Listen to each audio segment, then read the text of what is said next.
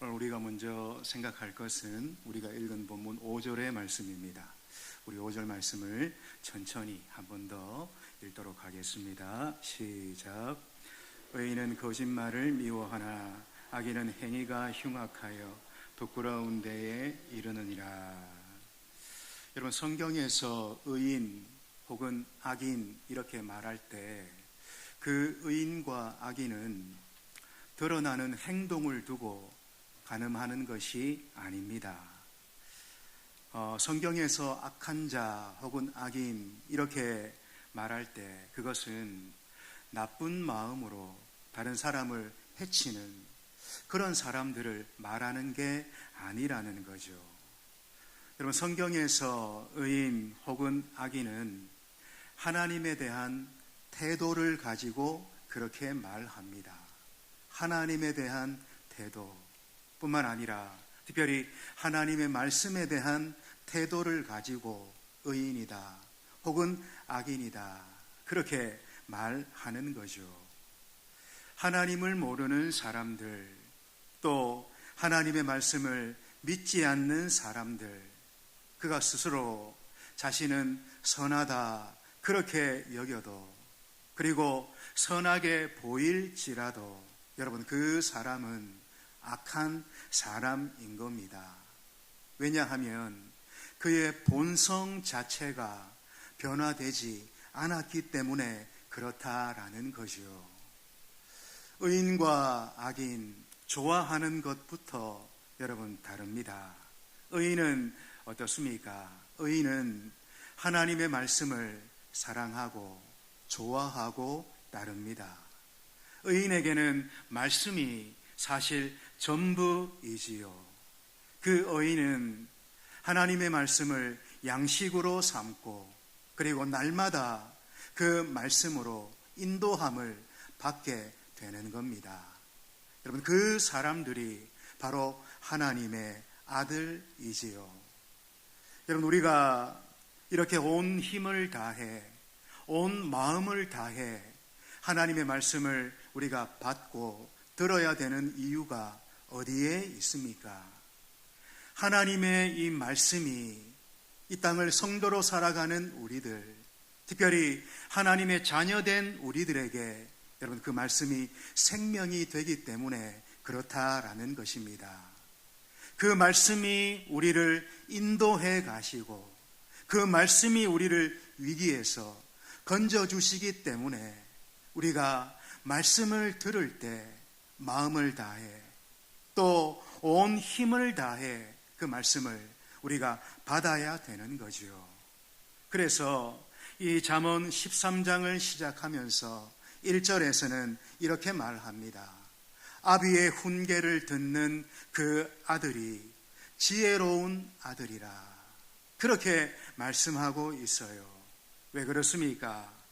그 하늘 아비의 말은 생명이고 능력이고 분명하고 검증되었기 때문에 그렇다라는 것입니다.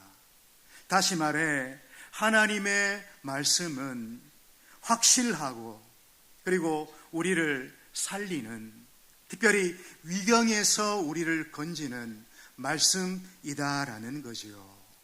여러분 보십시오. 노아의 홍수 가운데 살아남은 그 몇몇의 사람들, 여러분 무엇 때문에 그들이 살아남았습니까? 바로 하나님의 말씀으로 말미암아 그들이 살아남았죠. 소돔과 고모라가 멸망할 때에 살아남은 몇몇도 있습니다. 여러분, 그들은 무슨 힘으로 살아남았습니까? 자신들의 힘이나 능력이 아니라 바로 하나님의 말씀으로 말미암아 살아남았죠. 애굽에 노예된 그런 사람들 한 사람도 죽지 않고 출애굽했습니다. 그리고 그들은 광야 40년을 죽지 않고 그렇게 지켜주시는 돌보심을 그들이 받았습니다. 그럼 무엇이 그렇게 했습니까? 하나님의 말씀이 그렇게 한 거죠. 여러분, 오늘날 어떤 학자가 혹은 어떤 정치인이 그와 같은 일들을 행할 수가 있겠습니까? 어떤 인물이 혹은 어떤 인재가 그와 비슷한 일들을 이루어낼 수가 있겠습니까? 아무도 그렇게 할 수가 없는 거죠. 오직 하나님의 말씀만이 그렇게 하시는 줄로 그렇게 믿습니다. 여러분, 그러니 하나님의 백성된 우리들, 그분의 말씀을 들어야 됩니다. 어떤 의미에서 하나님의 말씀 외에 사실 우리가 귀를 기울여야 되는 것, 여러분, 없는 줄로 그렇게 생각합니다. 하나님의 말씀에 늘 마음을 열고 주의를 기울이는 주의 백성들 되시기를 주의 이름으로 축복합니다. 오늘 반면에 이 악인에 대해서 5절에서는 어떻게 말씀하고 있습니까? 5절 하반절을 보니까 악인은 행위가 흉악하여, 여러분, 어디에 이른다 말합니까? 부끄러운 데 이르게 된다, 그렇게 말씀하는 거죠.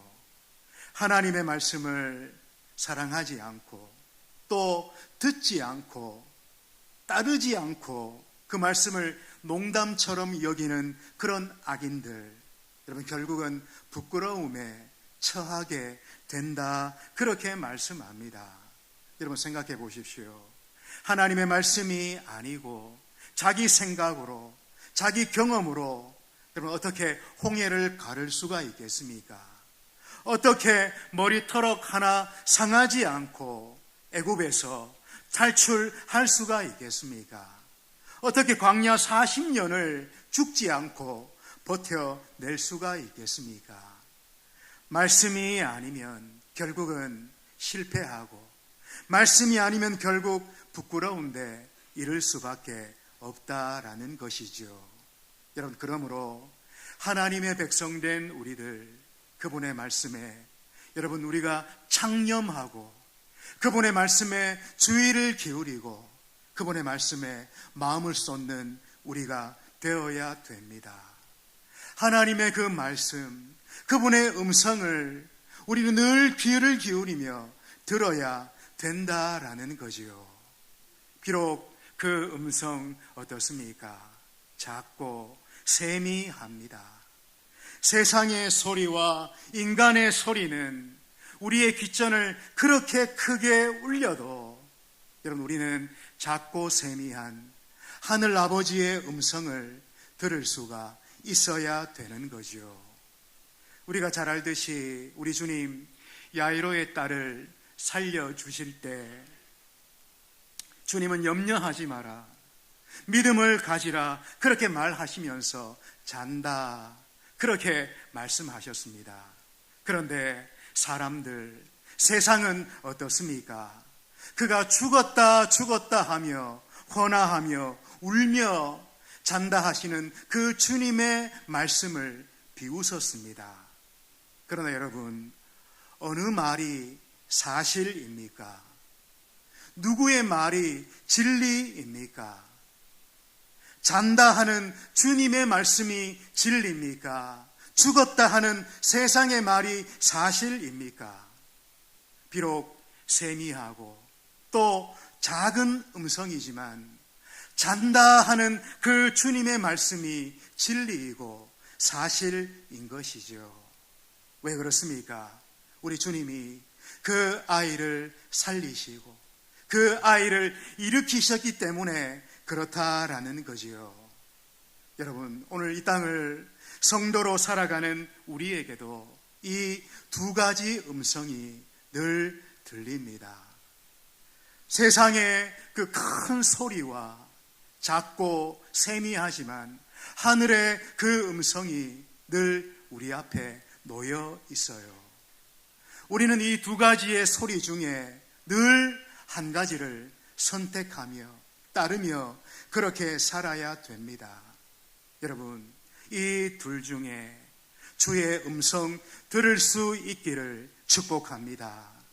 하늘의 소리 따를 수 있기를 축복합니다. 비록 그 소리는 작고 세미하고 우리가 믿음의 귀를 온전히 기울일 때만 들을 수 있는 소리지만 그 소리는 진리요, 그 음성은 사실이요, 결국 그 말씀이 우리를 살리고 우리를 이기게 하고 우리로 천국으로 이끄시기 때문에 그렇다라는 것입니다. 주의 음성, 하늘의 소리 늘 선택하며 따르며 그렇게 살아갈 수 있는 우리가 되기를 축복합니다.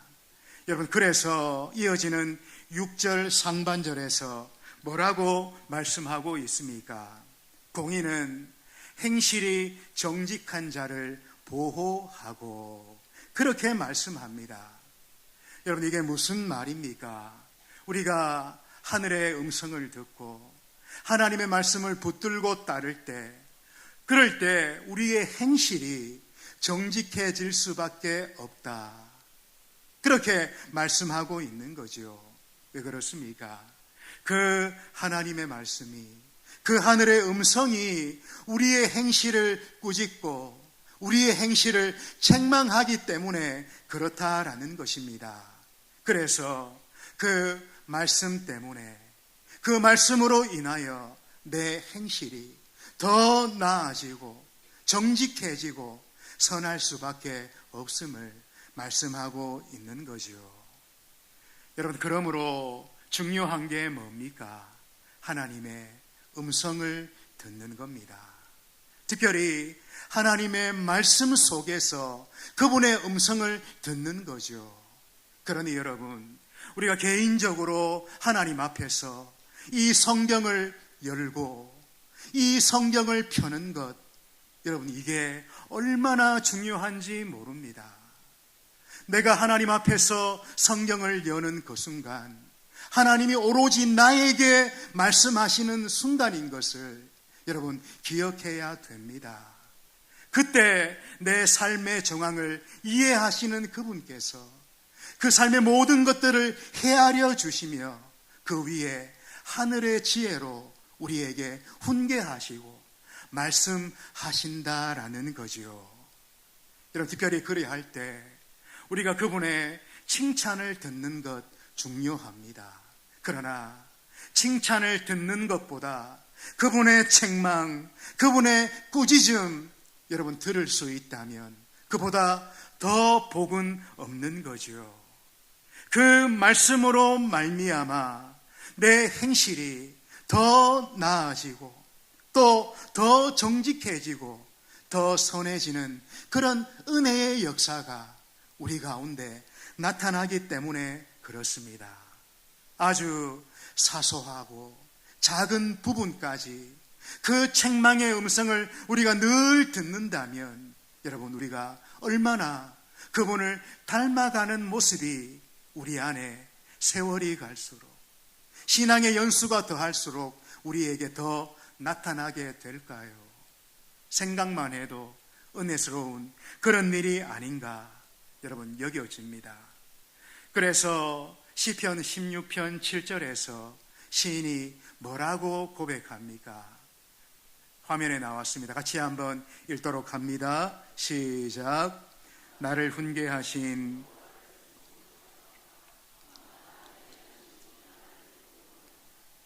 이 땅을 성도로 살아가는 하나님의 백성들에게 하나님 그분이 어떻게 하신다고 말씀합니까? 하나님이 그 백성들을 훈계하신다. 하나님이 그 자녀들 백성들의 가까이 그렇게 찾아오셔서 그들에게 가르쳐 주시고 깨닫게 하시고 조언하시고 지도해 주시는 이런 특별한 은혜를 하나님의 백성들이 누리게 된다 말씀합니다. 여러분, 우리가 살아가는 이 세상 얼마나 어렵고 얼마나 힘든지 사실 한 치 앞도 우리가 예상하기가 어렵습니다.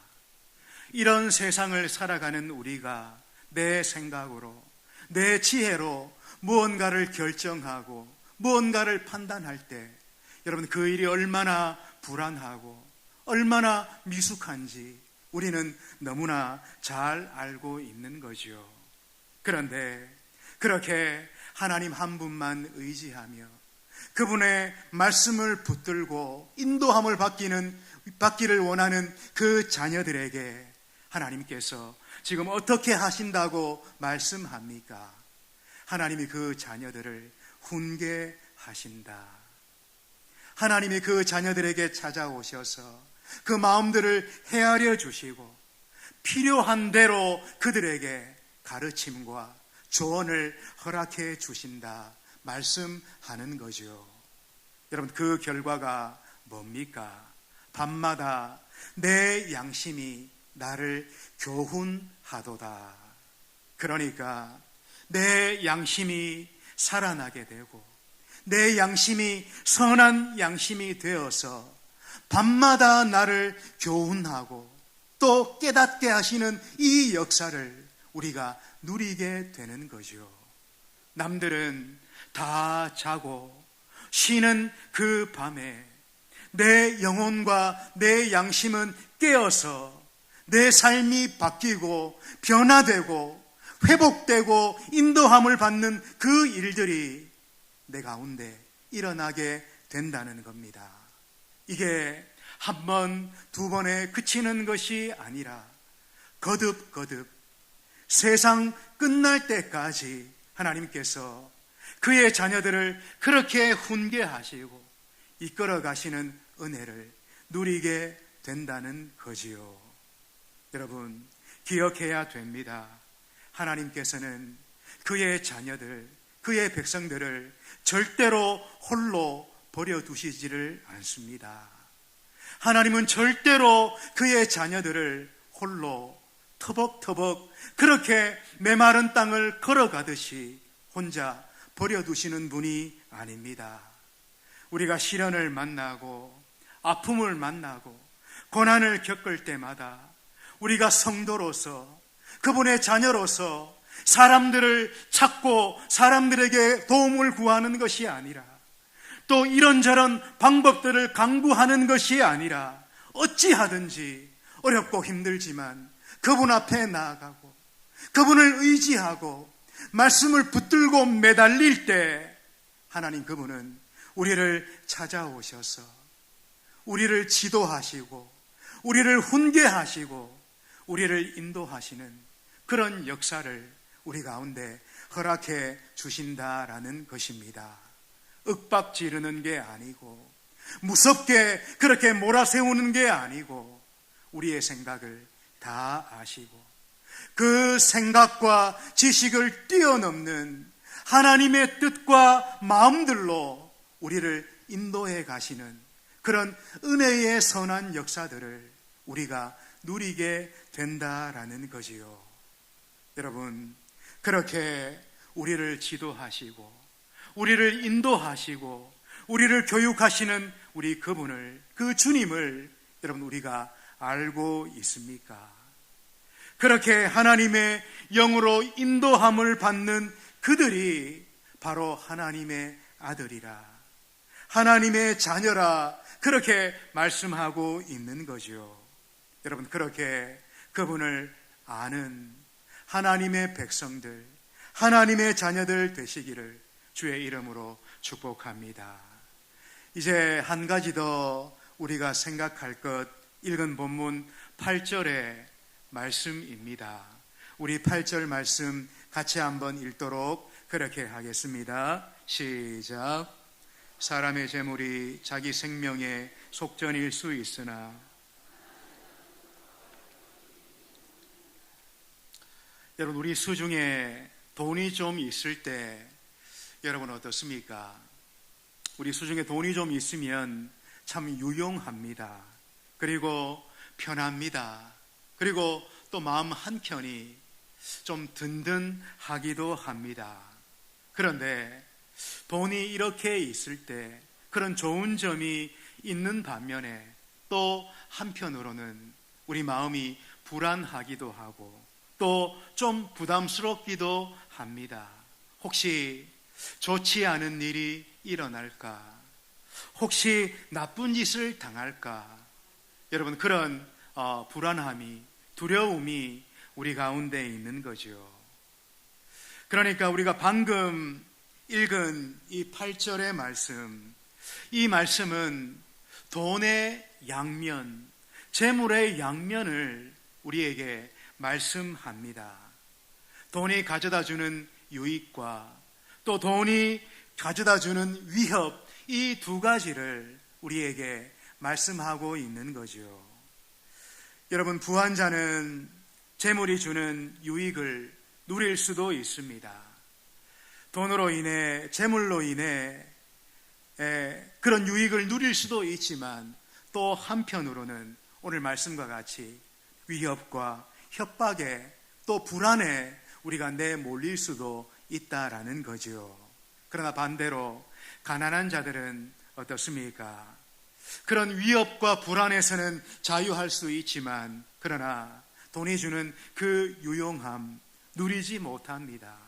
이 땅을 살 때 불편함을 감수해야 되는 거죠. 여러분, 그러니까 우리가 방금 읽은 이 말씀 결국은 뭘 말하는 겁니까? 우리 인생에 돈이 다가 아니다. 우리 인생에 돈이 다가 아니다. 여러분, 그걸 말하는 거죠. 그러니까 돈을 모으기 위해서, 돈을 더 모으는 데만 혈안이 되어서는 안 된다. 여러분, 그걸 말하고 있는 겁니다. 돈을 가지는 것이 신앙보다 앞서서는 안 된다. 돈을 모으고 돈을 쌓는 그것이 내 신앙생활 하는 것보다 더 앞서서는 안 된다. 그렇게 말합니다. 왜 그렇습니까?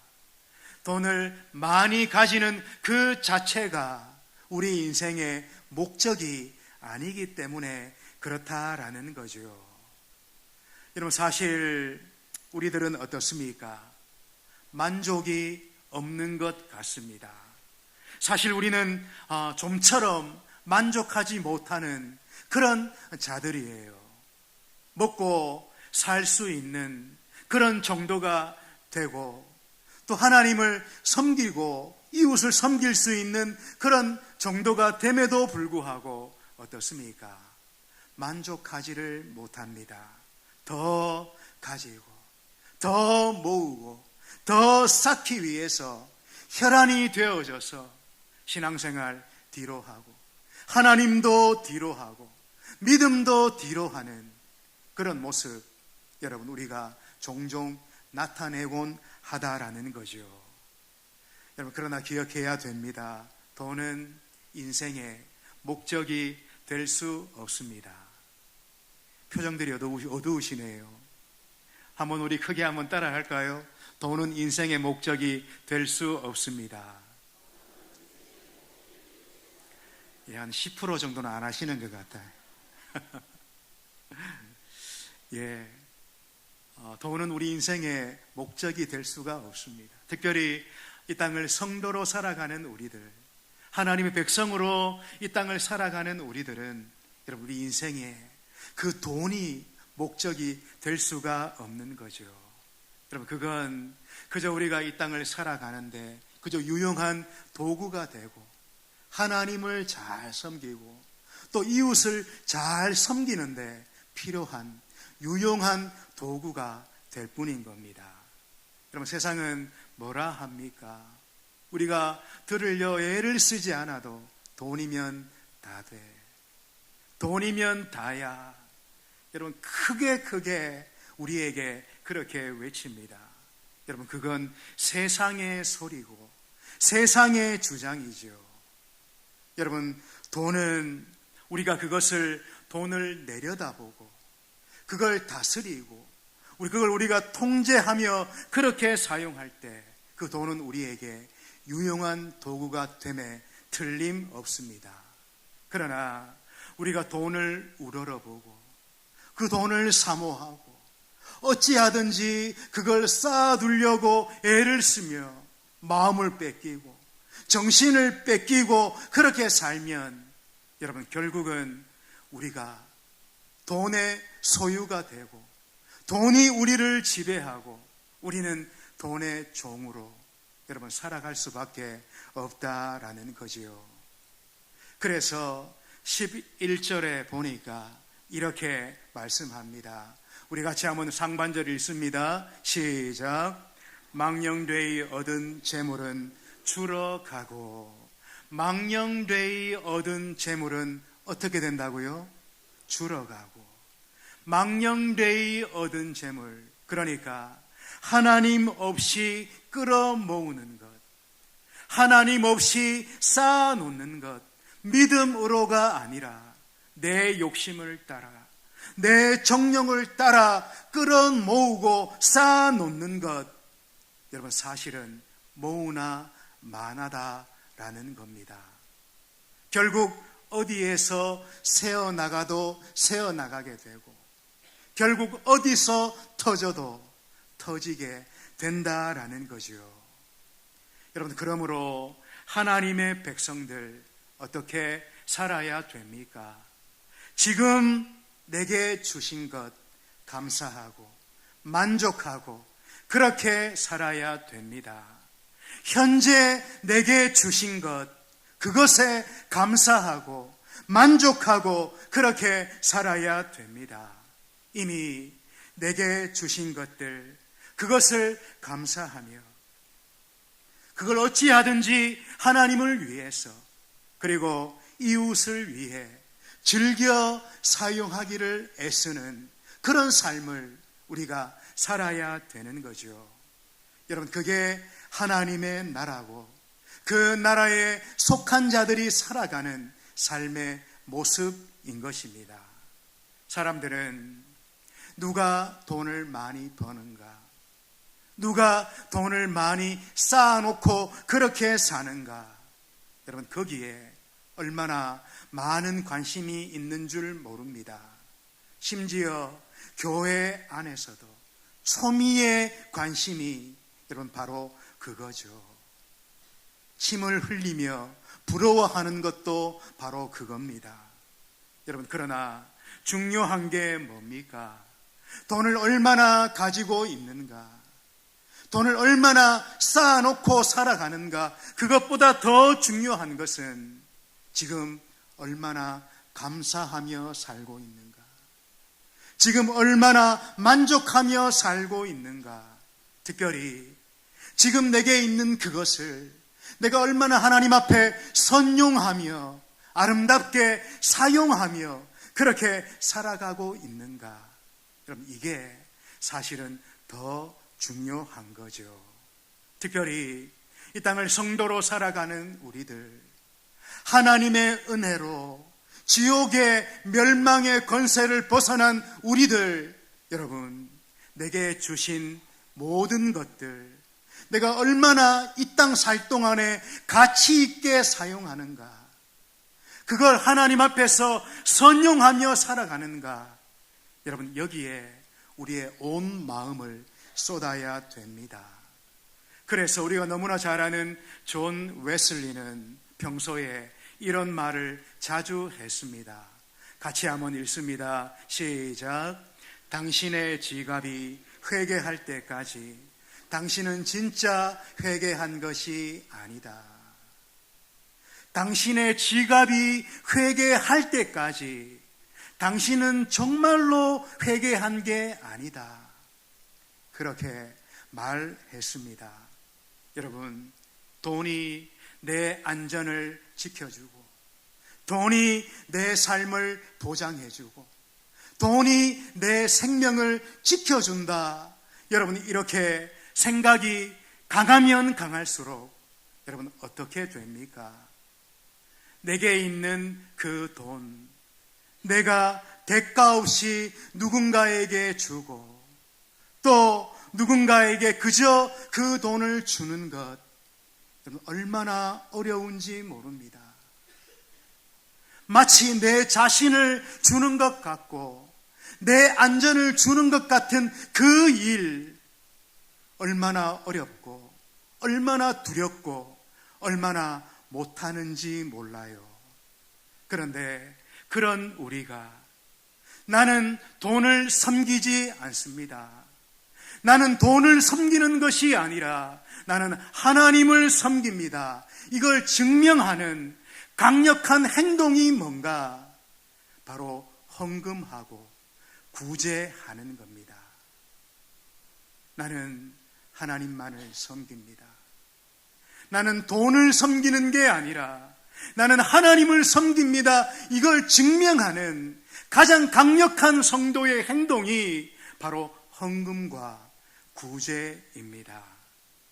성도가 그렇게 할 때 내 생명을 지키시는 분은 하나님이십니다. 내 안전을 지키시는 분은 하나님이십니다. 내게 있는 모든 것 내 것이 아니라 바로 하나님의 것입니다.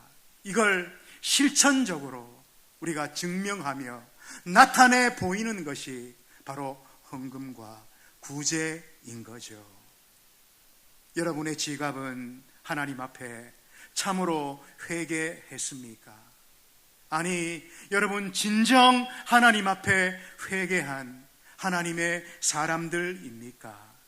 돈의 노예가 되는 것이 아니라, 돈에 소유당하는 것이 아니라, 내가 돈을 아래로 내려다보고 그걸 통제하고 그걸 다스리며 하나님의 나라를 위해서 어찌하든지 얼마든지 그걸 아름답게 선용하는 그런 하나님의 백성들 여러분 맞습니까?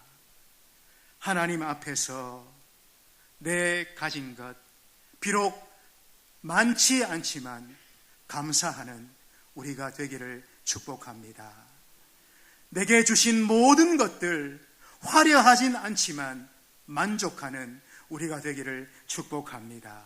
그리고 그 모든 것들 여러분 움켜쥐고 쌓아놓고 모아놓고 여러분 그건 하나님 나라가 아닙니다. 하나님 나라는 나누고 베풀고 줄 때 더 모이고 더 쌓이고 여러분 더 크게 되는 게 하나님 나라의 법칙인 거죠. 그 법칙을 따라 이 땅을 믿음의 사람으로 살아가는 주의 모든 백성들 되시기를 주의 이름으로 축복합니다. 기도하겠습니다. 아버지 하나님, 하나님의 은혜가 얼마나 큰지, 하나님 내게 베풀어 주신 은혜와 사랑이 얼마나 큰지 다시 한번 우리가 기억하고 바라보며 감사하는 우리가 되기를 원합니다. 세상을 바라보고 옆에 있는 사람들을 바라볼 때 원망과 불평이 끊이지 않지만, 그러나 나를 사랑하시는 그분을 바라보고 나를 살리신 그분의 은혜에 주목할 때 우리는 감사와 찬양과 찬송을 올려드릴 수밖에 없습니다. 이런 중심 갖는 진실한 하나님의 백성들 되게 성령님 역사해 주시옵소서. 그리고 이 땅을 성도로 살아갈 때 날마다 우리를 교훈하시는 하늘의 음성, 하늘의 말씀을 크게 듣는 저희들 되게 해 주시고, 내게 주신 모든 것들 그분을 위해서 또 내 사랑하는 이웃들을 위해서 아끼지 않고 베풀고 나누는 하나님의 진짜 백성들로 우리가 남은 생에 꼭 살아갈 수 있도록 성령으로 함께해 주시옵소서. 예수님 귀하신 이름으로 기도하옵나이다. 아멘. 찬송가 504